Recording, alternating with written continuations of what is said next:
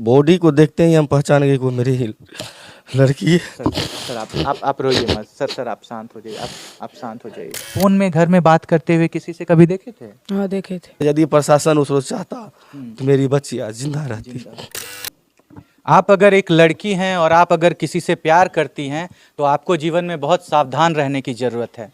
जी हाँ, हम आपसे ये बात इसलिए कर रहे हैं क्योंकि आज सहरसा जिला में एक बहुत ही बेरहम घटना घटी है जिसमें लड़की का इतना निर्मम रूप से खात्मा किया गया है, जिसके बारे में व्याख्या करना, जिसके बारे में बताना संभव नहीं है। आपको हम उनकी तस्वीर दिखाएंगे, थंबनेल में उनकी तस्वीर लगाएंगे। आप देखिएगा कि क्या कोई आज के समय में या किसी भी समय में किसी एक लड़की का इतने बेरहम और बेदर्द रूप से खात्मा कर सकता है। जिस लड़के से वो प्यार करती थी, उस लड़के ने उसको उतनी बेरहम तरीके से ख़त्म किया है। आपको हम सारी घटना की जानकारी दिलवाएंगे। यहाँ पे उनके परिजन मौजूद हैं, उनसे आपको एक एक बात करवाएंगे, सारी बात सुनवाएंगे। उनके परिजनों का कहना है कि उसका जितना भी जेवर था सारा कुछ वो लेकर के घर से बाहर गई थी, उस लड़के से मिली। उसका छोटा भाई उसके साथ घर से बाहर निकला था क्योंकि वो कॉलेज का बहाना बना करके घर से निकली थी। उसका भाई भी उसके साथ गया था, लेकिन अपने भाई को चकमा दे करके 5 मिनट में वो कहीं गायब हो जाती है। और उसके 2 दिनों के बाद उसका जो बॉडी है एक इतनी संदिग्ध अवस्था में प्राप्त होता है नहर के किनारे कि उस बॉडी को देख करके पहचान पाना इतना मुश्किल हो जाता है। लेकिन जिस पिता ने उनको जन्म दिया है, जिस माता ने उनको पाला है, जिसमें वो अपना पूरा बचपन गुजारी है, वो परिवार कैसे उस बॉडी को नहीं पहचान पाएगा। उसके पिता देखते ही साथ पहचान जाते हैं कि ये हमारी ही बेटी है, जबकि बॉडी की दुर्दशा कर दी गई थी। उसका गर्दन मचोड़ के तोड़ दिया गया था, उसके चेहरे पे तेजाब फेंक दिया गया था। आप जब उस तस्वीर को देखिएगा, आप विश्वास मानिए नग्न आंखों से वो तस्वीर देखना संभव नहीं है, लेकिन फिर भी हम तस्वीर लगाएंगे, आप जरूर देखिएगा उसको। यहाँ पे उनके परिजन वगैरह मौजूद हैं, उनसे बात करवाते हैं, सुनवाते हैं ये घटना क्यों हुई, कैसे हुई, क्या है इसके पीछे कारण। फिलहाल उनका छोटा भाई यहाँ पे मौजूद है, सबसे पहले उससे आपको बात करवाते हैं, उससे सुनवाते हैं कि आखिर कब उनकी दीदी उनसे अलग हुई थी। बेटा आ जाइए एक बार इधर, आ जाइए एक बार इधर। देखिए ये उनका छोटा भाई है, इन्हीं की बहन थी। महज 20 वर्ष उम्र था उस लड़की का, जो आज हमारे बीच में मौजूद नहीं है, जिसका बहुत बेरहम तरीके से खात्मा किया गया था।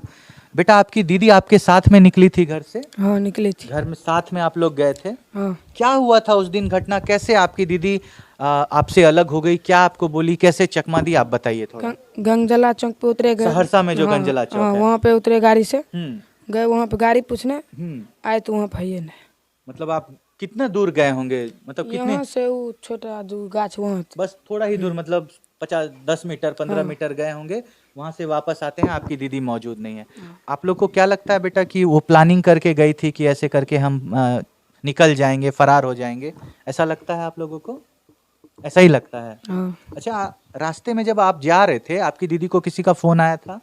हम पीछे वाला सीट पे थे। पीछे सीट पे बैठ, फिर आपने देखा था कि फोन उन किसी का आ रहा है, इस तरह से कुछ देखा था? नहीं देखे थे। कुछ भी नहीं देखा था। अच्छा, ऐसा लग रहा था कि दीदी मतलब ऐसा कुछ घटना करने वाली नहीं है? लगा था। फोन में घर में बात करते हुए किसी से कभी देखे थे? हाँ देखे थे। फोन में बात करते हुए देखे थे? हाँ। क्या लगता था कि अपने पति से बात कर रही है? हाँ वही लगता। देखिए, आपको हम बताना चाहेंगे कि घर परिवार वाले जब फोन पे बात करते हुए देखते थे तो इन लोगों को यही लगता था कि वो अपने पति से बात कर रही है। लेकिन पति का आए दिन ये शिकायत आता था कि जो मेरी पत्नी है वो हमसे कभी बात नहीं करती है।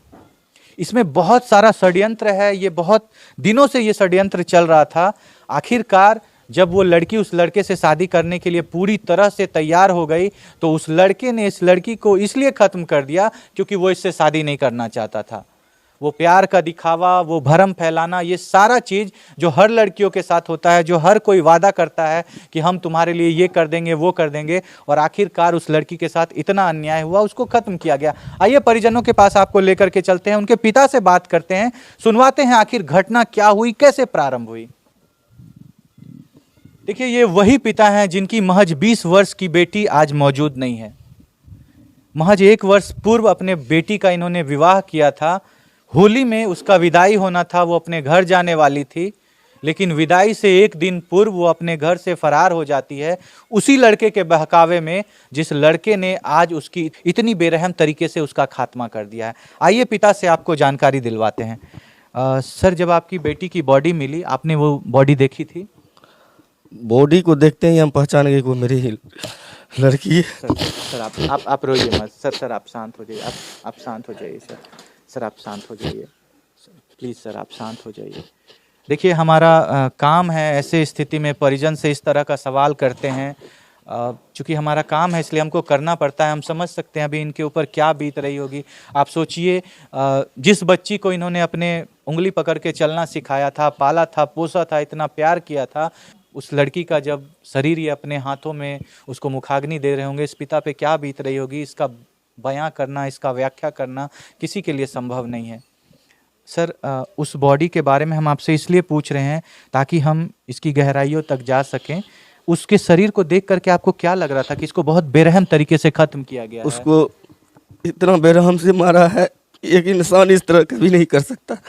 और उस लड़के ने ऐसा किया है जिसपे वो दुनिया में सबसे अधिक भरोसा करती थी, प्यार करती थी, अपने पति को छोड़ करके आ गई थी उससे शादी करने। हाँ, वही लड़का है। हाँ। ये लड़का काफी दिनों से षड्यंत्र कर रहा था इस तरह की घटना को अंजाम देने के लिए। करीब 1 साल से इस तरह 1 साल जब उनकी शादी हुई थी तभी वो लौट करके अपने घर वापस आ गई थी, शादी के कुछ दिनों के बाद ही आ गई थी। और जब वहां जाने के बारे में बात करते थे या उनके पति से आप बात करने के बारे में बोलते थे, जो उनके पति शिकायत किया करते थे, तो क्या बोलती थी आप? वहाँ नहीं जाना चाहती थी। वहाँ नहीं जाना चाहती थी।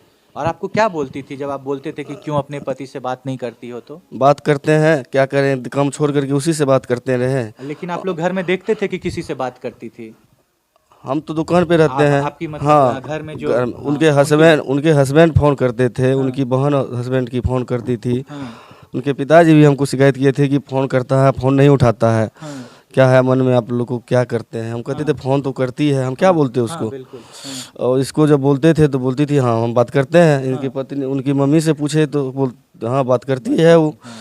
लेकिन हम लोग समझ नहीं पाए कि इस तरह की कोई घटना है। मतलब उनका किसी और से प्रेम प्रसंग चल रहा है, वो अपने पति से नहीं बात करके किसी और से बात लगातार बात कर रही है, समझ नहीं पाए। आप समझ नहीं पाए। और उसी लड़के पे आपको पूरी तरह से संदेह है कि उसने इस घटना को अंजाम दिया है। वही लड़का क्या है? सर उस लड़के के बारे में आप पहले जानते थे क्या, जिस लड़के का चर्चा हो रहा है कि जिससे बात करते, उसका नाम आप कैसे मेंशन किए? क्या कोई मतलब कैसे आप उसको पहले से पहचानते थे?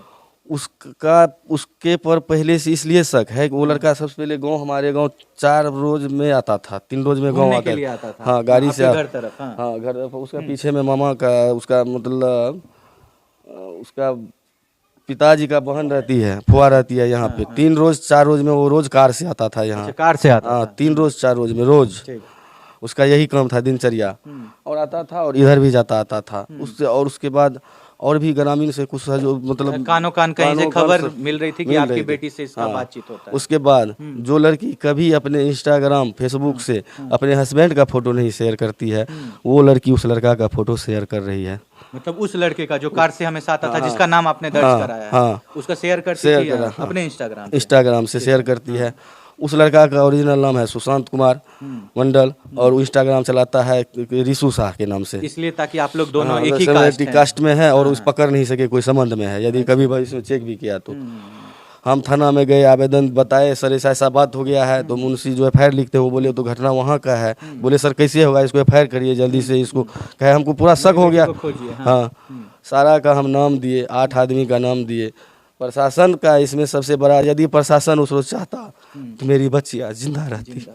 प्रशासन किसी तरह से सहयोग नहीं, कुछ नहीं किया। प्रशासन को जब हम बोले, प्रशासन खानापूर्ति के नाम पे उस नामदर्ज में से एक लड़के का पिताजी को उठा करके लाया। आवेदन दिया गया 4 रोज पहले। आइए सर, इधर आइए ना, यहाँ आ जाइए। आवेदन जब 4 रोज पहले दिया गया है। क्या बोल रहे हैं? इधर आइए, आगे आइए। आवेदन 4 रोज पहले जब दिया गया था, कोई भी तरह का आवेदन नहीं है थाना में।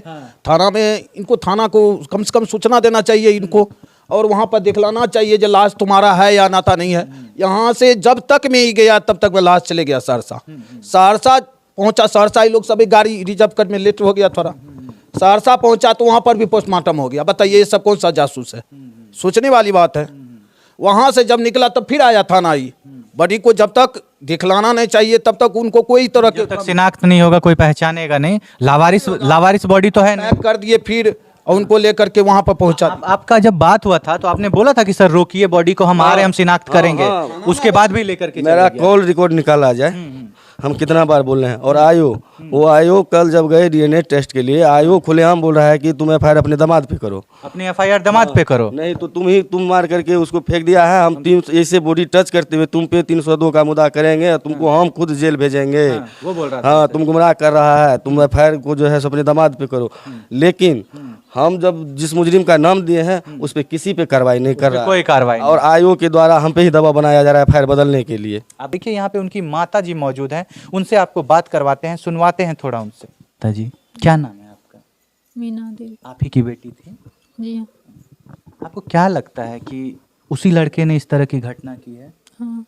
अच्छा, आपने कभी अपनी बेटी को देखा था कि किसी दूसरे मतलब फोन में बात करते हुए, अक्सर फोन में बात करते रहती थी, आपने देखा था ऐसा? तो सुनते थे सिर्फ। आप सुनते थे कि हाँ फोन में बात कर रही है, लेकिन ससुराल पक्ष से ये हमेशा से आता था बयान कि मेरे से बात नहीं करती है, उनका पति कंप्लेन करते थे। हाँ, ये बात। आप कभी समझाने का कोशिश नहीं किए चाची कि तुम अपने पति से बात नहीं करती हो तो किससे बात करती हो?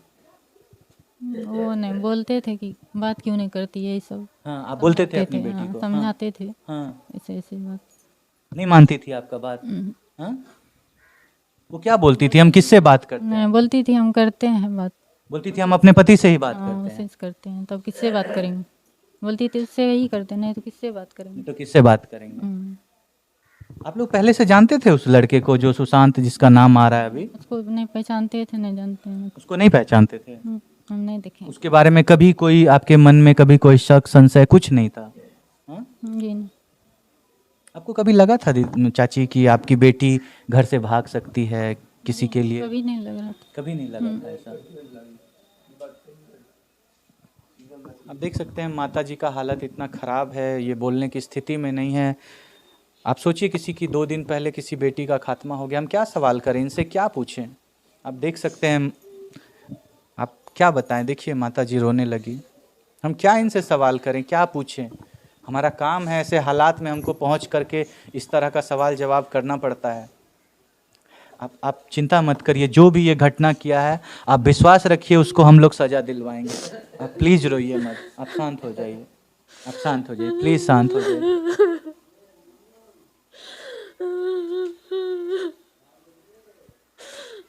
देखिए यहाँ पे दादाजी मौजूद हैं, उनसे बात करते हैं, आपको सुनाते हैं। नरेंद्र साहब जी अहाँ की लागे छियै लड़की के? लड़की के लगबे दादा दादा लगबै? ओहो। कहियो कनिए ने पहिने शांत भए जाइए।